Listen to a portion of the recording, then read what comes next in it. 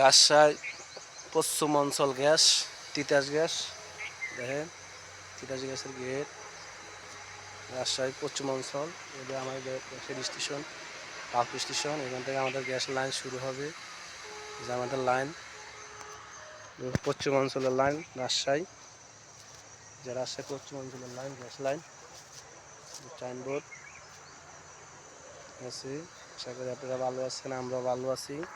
যে যেখান থেকে দেখতেছেন আশা করি অনেক ভালো আছেন। সূর্য দেখা যায়, সূর্য মানে ক্লিয়ার করা যায় না, সূর্যের তাপ পড়ে তো এখানে ক্লিয়ার হয় না। যে যেখান থেকে দেখতেছেন আশা করি অনেক ভালো আছেন, আমরা ভালো আছি।